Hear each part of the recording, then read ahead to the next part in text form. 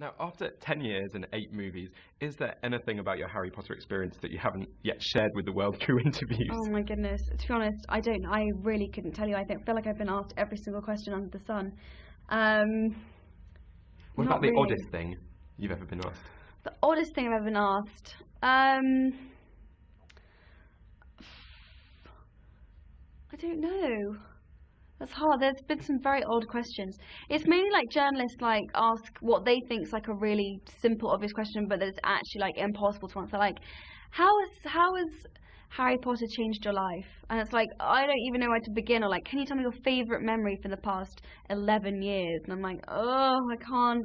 It's like too much information to process. It's like, it's too big a question. The questions are so big, it's like hard to know where to answer them sometimes. Especially because you're so bright and thoughtful as a person as well. You're going to be you. thinking. Now, there's a distinct change in the dynamics between the 3 heroes this time around, isn't there?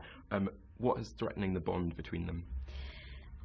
This Horcrux, mainly. It kind of, we wear it to keep it safe and we all take it in turns, but it affects the wearer really negatively. It like brings out the worst aspects of their personality and all their insecurities, and it just, affects them really negatively. And for Ron, it makes him really jealous of Hermione and Harry, and he gets really paranoid that there's something going on between them. And yeah, it's funny, the relationship between Hermione and Ron is so unspoken that you're almost like, why are they arguing? But if you understand that they're secretly in love, then everything kind of makes sense.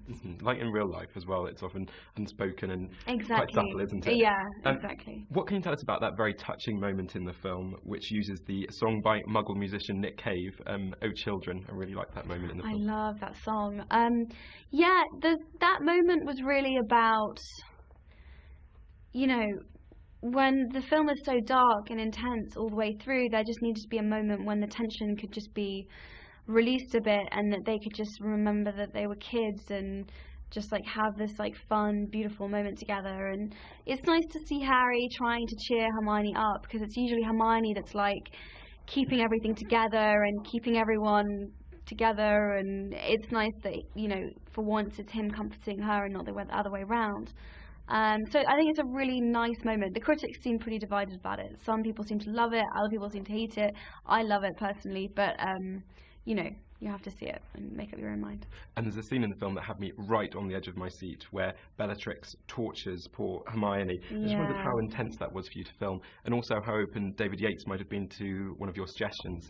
It was very intense to film. I was actually surprised by how affecting I found it. But the way we did it is I agreed with him. I said, look, I'll do it once and I'll do it for real. And he was like, okay. So he set up like three different cameras, and then he just said roll, and then Helena and I basically just like free played for like 2 minutes, and by the end of it I was a bit of a state. I couldn't, when he called cut, I couldn't stop crying. It's like quite hard when you get yourself into something like that when the camera stops rolling to just click out of it. So it was pretty intense, but I'm really glad with how it came out. It looks fantastic. Emma Watson, thanks very much. Thank you.